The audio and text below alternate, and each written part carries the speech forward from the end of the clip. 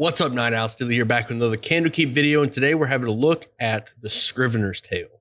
And I've got a brand new Haven of the Red Quill map for you if you don't want to use the black and white one provided in the book. And that map will be available in the Discord, link is in the description. We're finally coming up to the end of the Candlekeep adventures, at least the video series. And I gotta say that these last three, Scrivener's Tale, Alcazar's Appendix, and Xanthoria, are amazing adventures. It's a shame that they're so late. A lot of games don't run that go that far in the levels, but these last three are great. So starting with Scrivener's Tale, this adventure is a level 14 adventure, and the premise of it is that an Archfay has been trapped in this book titled The Scrivener's Tale, and when the party gets a hold of the book, they become cursed. They become branded by the Scrivener's mark. Over the course of the adventure, the party will learn why this Archfay was trapped inside of the book, and they'll have to deal with some members of the Unseelie Court while they work their way to the Haven of the Red Quill and eventually end the curse on themselves. The adventure begins when an Avowed of Candlekeep delivers research materials to the party and accidentally includes the Scrivener's Tale, which curses the party and brands them with the Scrivener's mark. I personally didn't care for this introduction, the party accidentally getting this book and becoming cursed by it. That kind of makes the Avowed an enemy in this example. It's also a little bit clunky. I actually had the party become cursed intentionally because by this point, the party's level 14. They've done some things. They've gotten to the point of being level 14. Whatever achievements they've accomplished, they've certainly made some enemies along the way. And one of those enemies could be the one that has cursed them. But that's entirely up to you to change that up how you like. Also, there are some mechanics behind gaining the Scrivener's mark, like when the party reads the book, they need a save, and there's some mechanics behind it. I ignored those completely for the sake of the adventure. I just made it to where they become cursed and they need to deal with it. I skipped over needing a save and all that stuff and just said that the curse happens. But again, that's entirely up to you if you want to roll out the saves and play through the mechanics of the mark itself. That way, some party members get it and some don't. I was more selective in the process and just said that the entire party got it, no save. At this point, the party can question the Avowed about the Scrivener's Tale, and they can be provided information about who donated the book and why, and they can be breadcrumbed to a noble house within Baldur's Gate. On the way to Baldur's Gate, or before they leave Candlekeep, the party will have a mysterious dream that sort of foreshadows the coming conflict between the Gloaming Court and the Archfay that's trapped within the book. Also, on the way to Baldur's Gate, or when they arrive, they'll be ambushed by members of the Gloaming Court or the Unseelie Court, and in an attempt to try to get the Scrivener's Tale from the party. The ambush includes some Wood Elf wizards and some Fomorians, and if you think you're going to have issues with time, like you don't have enough time in the session, this part can be cut out because you won't have the opportunity to make a whole lot of cuts once the party reaches the dungeon itself. In my opinion, this adventure has more than enough content to fill out a 4-hour session. So if you're aiming for a 4-hour session,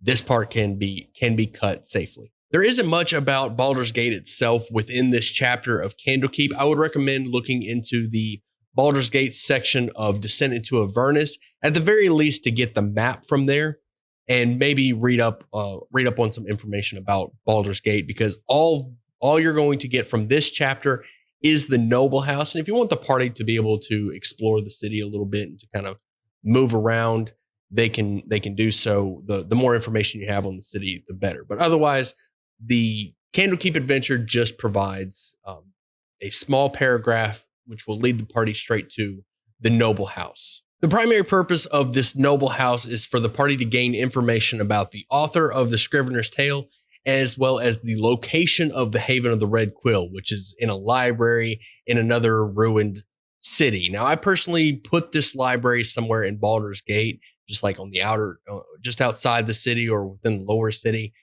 just to make it a little bit closer, so it's not a separate adventure to another location. It's just nice and condensed there. You don't have to do this. You can keep it in the ruins for a little bit more world building and more exploration.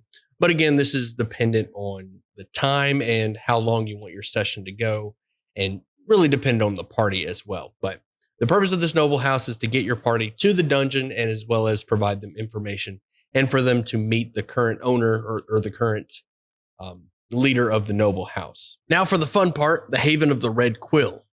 Area 1 is the stairwell, and each creature descending will need a dex save or take 46 damage and tumble to the bottom.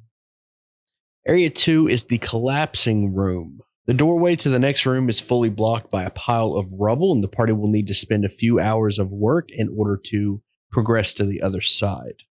At the DM's discretion, a stone golem will phase into this room and attack the party. This is one of the stone golems that holds the key to enter the boss room, Area 8. Area 3 is the central chamber, and in here there is dust-covered furniture as well as a tea set valued at 150 gold pieces. It's here that the party will also learn the command word Candeska to turn the lights on within the dungeon. This room also has a mummy in stasis, similar to the stone golem in the previous room. Area 4 is the reading room. In here, the party will find the warded door, which leads to Area 8, the boss room.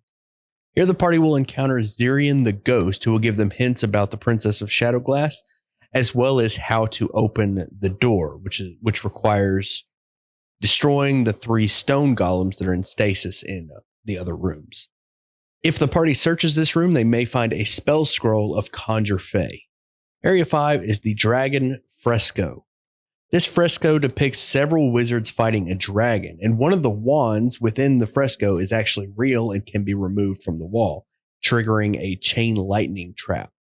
If the wand is placed in a hole near one of the claws of the dragon, it will release the adult black dragon from this prison. Unless the party intervenes, the black dragon Costalancer will attempt to leave this room and exit the dungeon. If Costalancer leaves the dungeon, he will return to his old lair outside of Daggerford, where he will harass the townsfolk for tribute. Area 6 is the bunk room, and this room is covered with slippery mold, which will hamper movement and cause characters to fall prone on a failed dex save if they move more than half their speed on a turn. There's also a stone golem and 2 mummies in stasis within this room. There's also a stone golem and a mummy in stasis within this room. Area 7 is the deep spring, and it's here the party will find an underground spring and the body of an adventurer that was killed by the Haven Guardians. If a character searches the stream, they'll find an ivory drinking horn valued at 500 gold pieces. And finally, Area 8, the Great Library. Here the party can perform the ritual necessary to summon the Archfay Nintra. This boss fight with the Archfay Nintra is amazing and so well designed. Keep in mind that she does have a fly speed, and if her shattered glass comes back on a recharge, that is her top priority ability. As long as that ability is available, she is going to want to drop that shattered glass on as many party members as she can and sort of engulf them in this slashing damage. Her minions are also terrifying with over 100 health, and if you use flanking rules, I would have these creatures flank the targets that they focus on and use all 3 of their attacks with advantage to try to focus down party members. Keep in mind there are a lot of these things, so they may spread out if need be if you don't want to just overwhelm your party. You may also want to cut these down because these will extend the length of the fight. Having so many of these creatures within the fight, these glass warriors that use the gladiator stat block, they are terrifying and they make this fight incredible. And that's all I have for the Scrivener's Tale. I hope you enjoyed the video, and if you did, you know how YouTube works. Hit those buttons, leave a comment down below. Let me know what you thought of this adventure, and if you want to be a part of this D&D community, make sure you join the Discord. Link is in the description. Come by, ask questions, let me know what you think. And as always, I'll see you at sundown.